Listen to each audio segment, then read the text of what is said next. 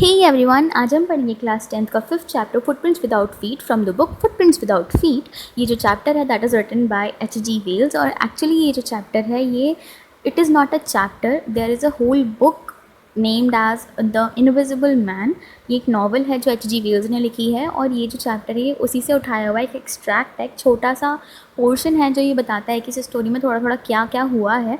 और H.G. Wales जो है वो एक ब्रिटिश राइटर हैं, इंग्लिश नॉवेल्स लिखा करते थे, बहुत डिफरेंट डिफरेंट जेनर्स पे लिखा करते थे। तो जो उसकी स्टोरी है वो कम्प्लीटली रिवॉल्व करेगी एक साइंटिस्ट के अराउंड, जो कि थोड़ा सा सन की टाइप का साइंटिस्ट है। और उसका जो एक्सपेरिमेंट है वो ये है कि वो किस तरह से ह्यूमन बॉडी को इनविजिबल करेगा without changing any physical state of a human body. अब इस स्टोरी में अगर हम शॉर्ट समरी ले तो ये होता है कि वो कर देता है इस चीज़ को, बट उसके साथ दिक्कत ये होती है कि वो एंटीनोड बनाना भूल जाता है। मतलब ड्रग्स लेके इनविजिबल तो हो सकता है पर कौन सी दवाई लेके विजिबल होगा ये आइडिया उसको बिल्कुल भी नहीं होता है। तो स्टोरी की शुरुआत ऐसे होती है कि एक बार ग्रिफिन गीली मिट्टी में चल रहा होता है और इनविजिबल हो चुका होता है, कोई उसे देख नहीं सकता। तो दो लड़के वहाँ खड़े होते हैं, वो ये देखते हैं कि गीली मिट्टी में पैरों के निशान कैसे बन रहे हैं जब यहाँ पे कोई है ही नहीं, जब कोई चल ही नहीं रहा। तो वो देखते हैं कि घर के सामने जो है वो ये होते ही जा रहा है, घर के सामने ही बनते जा रहा है। वो जो घर था वो लंदन के मिडिल में था, बिल्कुल बीचों बीच था, ठीक है। और वो सोचते हैं कि इंसान कहाँ पर है अगर पैरों के निशान बार बार यहाँ आ रहे हैं तो। और वो बार बार उसको गौर से देखते हैं और वो एक दूसरे की शक्ल देख कर सोच रहे होते हैं कि ये मुझे दिख रहा है या तुझे भी दिख रहा है। तो दोनों ऑब्वियसली अगर किसी को ऐसे दिखेगा तो वो शॉक हो जाएगा कि ऐसे कैसे हो रहा है। तो वो शॉक हो जाते हैं और वो धीरे धीरे करके उन स्टेप्स को फॉलो करना स्टार्ट करते हैं। स्टेप्स को फॉलो करते हैं तो ग्रिफिन उन्हें देख सकता है पर वो ग्रिफिन को नहीं देख सकते क्योंकि ग्रिफिन इनविजिबल है, बट वो दोनों तो विजिबल हैं। ग्रिफिन कैसे करके अपना उनसे पीछा छुड़ा लेता है। अब ये होता है कि ग्रिफिन जो है वो बहुत ही ज़्यादा मिस्ट्री में है, एक मिस्ट्री पर्सन बन चुका है क्योंकि वो किसी को देख नहीं, वो सबको देख सकता है पर कोई उसे नहीं देख सकता। एक्सपेरिमेंट पे एक्सपेरिमेंट करने के बाद उसके पास एक ऐसा रेयर ड्रग तैयार हो जाता है जिससे वो ह्यूमन बॉडी को इनविजिबल कर सकता है। अब इस ब्रिलियंट साइंटिस्ट के साथ केस ये होता है कि मैंने बताया ये सन की है, तो इसका जो लैंडलॉर्ड होता है वो इससे परेशान हो जाता है और वो ना इसको बोलता है कि तुम मेरा घर खाली कर दो। तो ये उससे बदला लेने के लिए, क्योंकि ये बहुत ज़्यादा शॉर्ट टेम्पर्ड पर्सन है, ये उससे बदला लेने के लिए क्या करता है, उसके घर को आग लगा देता है और वहाँ से भाग आता है। और इससे कोई पकड़ ना ले इसलिए रास्ते में क्या करता है, मैं सारे कपड़े उतारते चले जाता है क्योंकि इनविजिबल है तो कोई देख ही नहीं पाएगा। लेकिन अगर कपड़े पहने होंगे तो एवरीवन कैन रिकॉग्नाइज हिम कि ये ग्रिफिन है।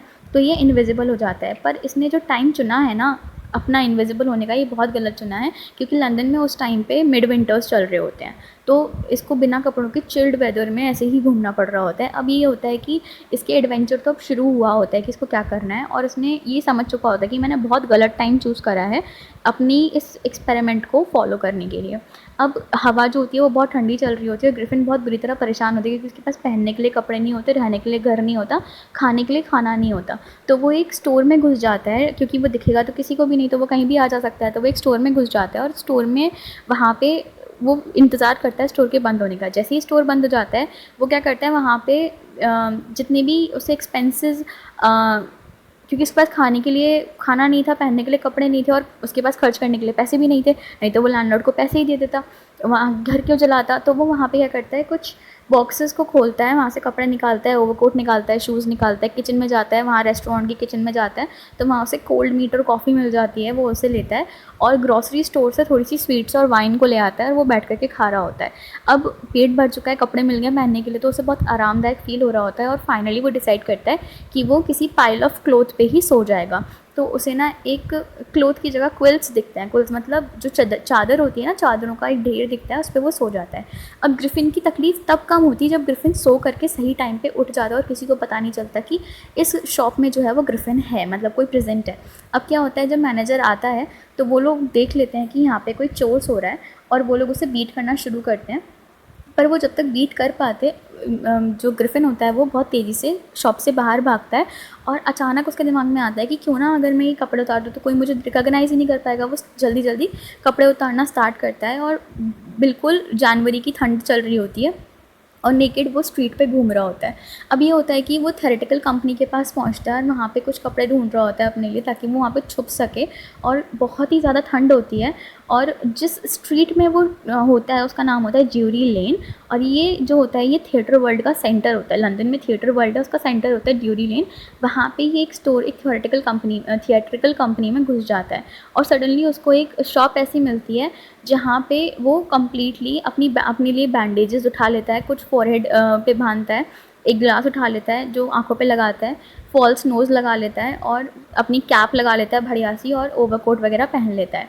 अब उसे ना वहाँ पे थोड़े से पैसे दिख जाते हैं, तो वो शॉपकीपर के साथ मारपीट करना स्टार्ट करता है और वहाँ से पैसे लेकर के भाग जाता है। और उसे ना जल्दी से जल्दी क्राउडेड लंदन वाले एरिया से भागना होता है, क्योंकि अगर उसने ऐसा नहीं किया तो क्या होगा कि लोग उसे पकड़ लेंगे और फिर सबको पता चल जाएगा उसका राज कि वो इनविजिबल पर्सन है।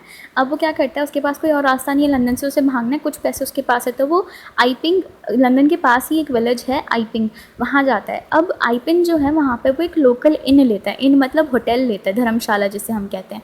तो वो इन मतलब एक लॉज में जाता है, वहाँ पे एक रूम लेता है। अब आईपिंग एक ऐसी जगह है जहाँ पे विंटर में अगर कोई रहने आ रहा है तो मतलब अजूबा, एक मैजिक। तो मिसेस हॉल जो होती हैं, ओनर की वाइफ़ जो होती हैं, उस इनकी ओनर की वाइफ़, तो वो बहुत शॉक हो जाती हैं। बट वो बताता है कि मैं यहाँ पे आया हूँ क्योंकि मुझे बिल्कुल भी डिस्टर्बेंस नहीं चाहिए अपने एक्सपेरिमेंट्स में, और मैं यहाँ पे शांति से रहना चाहता हूँ, आप मुझे डिस्टर्ब नहीं करेंगी, आपका एडवांस जो है वो ये रहा। और वो पूछती हैं कि आपके फेस पे क्या हुआ, तो वो बता देता है कि मेरे फेस पे मेरा एक एक्सीडेंट हुआ है जिसकी वजह से मैं अपना फेस नहीं दिखा सकता, क्योंकि उसने अपने पूरे फेस पे बैंडेजेस बांधी होती हैं। जैसे मैंने बताया जब शॉपकीपर को लूटा था उससे पहले बैंडेजेस बांधी थी अपने फेस पर। ठीक है, अब ये होता है कि वो सोचती है कि मेरा ये जो गेस्ट है इसे मुझे सेटिस्फाई करना है, और क्योंकि मेरे को अभी विंटर में तो कोई और गेस्ट मिलेगा नहीं। तो वो ना मिसेस हॉल जो होती हैं वो बहुत शांति से उसके लिए कुछ दिन, मतलब जो भी उसने पैसे दिए होते हैं उतने दिन वो शांति से उसे रहने देती हैं। अब ये होता है कि अब क्योंकि ग्रिफिन ने वो पैसे चुराए थे, कमाए तो थे नहीं, तो दिक्कत इस बात की आती है कि कुछ दिन बाद वो पैसे ख़त्म हो जाते हैं।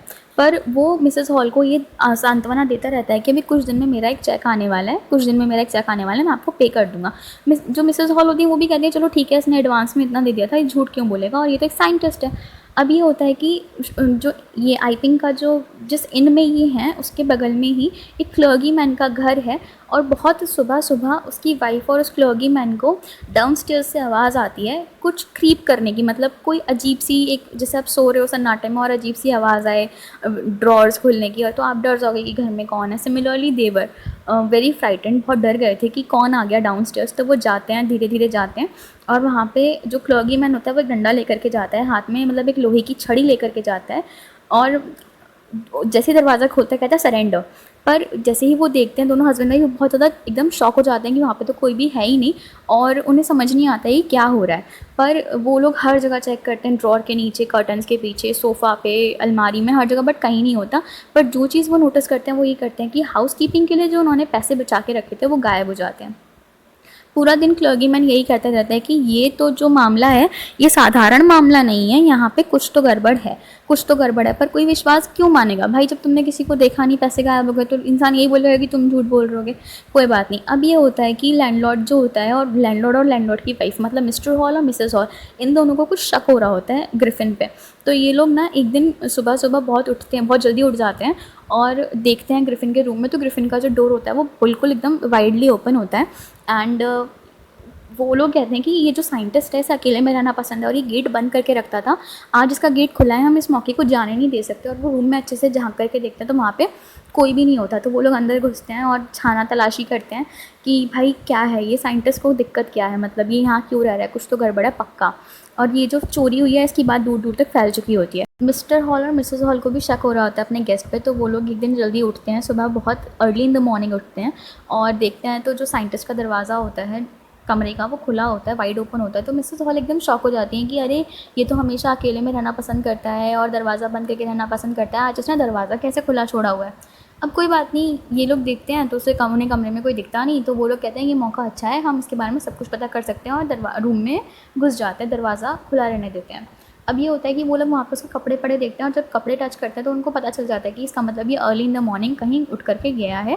सारी बैंडेजेस वगैरह वहाँ पे पड़ी होती हैं, सारे क्लोथ्स पड़े होते हैं। सडनली क्या होता है कि जो मिसेस हॉल होती है उन्हें अपने कान के पास एक स्निफ मतलब सांस लेने की आवाज़ महसूस होती है, तो वो एकदम डर जाती हैं कि अरे क्या मेरे को इतना पास में क्या सुनाई दे रहा है। उसके बाद थोड़ी सी ही देर में ये होता है कि एक चेयर आती है, उसमें वो चेयर ऐसी लगती है जैसे उसमें आत्मा आ गई, और चेयर अपने आप भगते हुए आ जाती है इनकी तरफ, मतलब हवा में उड़ते हुए, और एकदम से इनके पैर पे आके पड़ती है, तो वो एकदम डर जाती हैं। और उनके हस्बैंड जब पलट के देखते हैं तो वो भी डर जाते हैं कि ये क्या हुआ। और सडनली एक चेयर बहुत तेज़ी से दूसरी चेयर आ रही होती है, और वो इतनी तेज़ आती है इन लोगों की तरफ कि ये डर के मारे कमरे से बाहर भागते हैं और कमरे के जस्ट बाहर से स्टेयर्स होती हैं। तो मिसेस हॉल तो इतनी डर गई होती हैं कि वो ऑलमोस्ट गिरने वाली होती हैं और वो चेयर वापस अंदर जाती है और डोर बंद हो जाता है। मिसेस हॉल एकदम से डर जाती हैं कि ये क्या हो रहा है, और उन्हें लगता है कि डेफ़िनेटली मेरा ये जो कमरा है ना ये हॉन्टेड है, मतलब इसमें भूत रहते हैं। पर वो ये सोचती हैं कि ये जो स्ट्रेंजर है इसने पक्का कुछ ना कुछ करा है, नहीं तो ये जो फर्नीचर है इसमें एकदम से आत्माएँ कैसे आ गई। और मेरी मॉम जो थी वो रहा करती थी, वो बैठा करती थी इस चेयर पे, पर अब मुझे समझ नहीं आ रहा कि वो मेरी ही अगेंस्ट में क्यों बोल रही हैं। तो दैट इज़ कम्प्लीटली न्यूसेंस, मतलब बेवकूफ़ों वाली बातें उनके दिमाग में आ रही होती हैं। और कुछ लोग तो ये बोलते हैं कि ये विचक्राफ्ट है, विचक्राफ्ट मतलब काला जादू टाइप्स। हो रहा है कुछ, किसी ने किया है जिसकी वजह से ये चोरियाँ हो रही हैं, क्लर्गीमैन के घर में चोरी हुई और तुम्हारा जो फर्नीचर है वो अलाइव हो गया। अब ये जो साइंटिस्ट है इसको सब लोग बहुत ही ज़्यादा सस्पेक्टेड वे में देख रहे होते हैं, और ये और ज़्यादा जो सस्पेशन होता है ना इनका वो और ज़्यादा ग्री हो जाता है और ज़्यादा बढ़ जाता है जब पता चलता है कि इसके पास अब कोई पैसा नहीं है। तो विलेज कांस्टेबल को सीक्रेटली बताया गया होता है एक इन्वेस्टिगेशन। अब ये होता है कि क्योंकि वहाँ से विलेज कांस्टेबल आए हैं यहाँ पे इन्वेस्टिगेशन करने के लिए, तो मिसेस हॉल को समझ नहीं आता है कि ये साइंटिस्ट कहाँ गया, और अचानक से साइंटिस्ट जो है वो कमरे के बाहर आता है। तो जो वो कांस्टेबल होते हैं तब वो बता रही होती हैं कांस्टेबल को, मिसेस हॉल, कि ऐसे ऐसे हुआ है मेरे साथ और मुझे ट्रस्ट नहीं आ रहा कैसे वो चेयर अलाइव हो गई। तो कांस्टेबल जो है वो पूछते हैं कि उस वक्त रूम में कौन था, तो मिसेस हॉल बोलती है रूम में कोई भी नहीं था। तो वो बोलते हैं अब रूम में कौन है, तो वो बोलती है अब रूम में साइंटिस्ट है, पर मुझे नहीं पता वो कैसे आया और रूम तो लॉक था। तो वो कहते हैं कि तुम किस तरह से एक लॉक्ड रूम के अंदर जा सकते हो और बिना चाबी के, मतलब बिना चाबी लिए तुम कैसे अंदर गए और कैसे बाहर आ गए, हमें बताओ, हमें समझ नहीं आ रहा। और वो बोलता है कि तुम्हें पता है, तुम जानते हो मैं कौन हूँ और मेरे साथ क्या हुआ है। और वो जल्दी जल्दी पहले अपनी हैट हटाता है, बैंडेजेस हटाता है, एक एक करके सारी चीज़ें उतारना शुरू करता है। और लोग डरना शुरू हो जाते हैं क्योंकि पहले जब वो बैंडेज हटाता है तो उसका सर नहीं होता है, स्पेक्स हटाता है तो उसकी आँखें नहीं होती हैं, नोज़ हटाता है तो नोज़ नहीं होती है, फिर वो बाकी बैंडेजेस नेक तक खोलता है तो उसका सर गायब होता है। कांस्टेबल कहता है, जो कांस्टेबल होता है उनका नाम होता है मिस्टर जेफर। तो वो कहते हैं कि कुछ भी हो मुझे नहीं मतलब इसका सर है या नहीं, पर मुझे इसे अरेस्ट करना है। इसे अरेस्ट मुझे इसलिए करना है क्योंकि मजिस्ट्रेट ने वारंट निकाला है इसके नाम पर, तो मुझे इसे अरेस्ट करना पड़ेगा चाहे इसका सर हो या ना हो। अब ग्रिफिन क्या करता है, धीरे धीरे करके अपने सारे कपड़े उतारना शुरू करता है। अब उतारना शुरू करता है तो जैसे जैसे उसके कपड़े निकलना शुरू होते हैं वैसे वैसे वो इनविजिबल होना स्टार्ट हो जाता है। और पुलिसमैन अभी तक सोच रहा था कि इसका सर नहीं है, बट देखते ही देखते वो सीमलेस हो जाता है, मतलब इनविजिबल हो जाता है। तो अब उन्हें समझ नहीं आता कि वो किस डायरेक्शन में उसे पकड़े, और जिस डायरेक्शन में वो जा रहे होते हैं उसी डायरेक्शन में उन्हें लग रहा होता है कि यहाँ पे ग्रिफिन होगा, यहाँ पे ग्रिफिन होगा, बट एक्चुअली में ऐसा नहीं होता। ग्रिफिन उन्हें कहीं भी नहीं मिलता और हर तरफ से बस यही आवाज़ आ रही होती है, प्लीज़ उसे पकड़ो, प्लीज़ उसे पकड़ो। पर जेफर जो होते हैं वो कहते हैं कि ये सुनने में जितना ईजी है, सॉरी ये कहने में जितना ईजी है उतना ही ज़्यादा करने में मुश्किल है, क्योंकि ग्रिफिन ने अपने आप को फ्री कर लिया होता है। अब जब तक वो कपड़े नहीं पहनेगा तब तक पता नहीं चलेगा कि ग्रिफिन किस डायरेक्शन में है। तो ये आपकी स्टोरी थी गाइज। आई होप आपको समरी अच्छी लगी होगी। अच्छी लगी हो तो प्लीज़ लाइक करिएगा, समझ में आई हो तो प्लीज़ अपने फ्रेंड्स के साथ शेयर करिएगा, सब्सक्राइब करिएगा चैनल को for more summaries of your syllabus, and keep loving the channel. Thank you.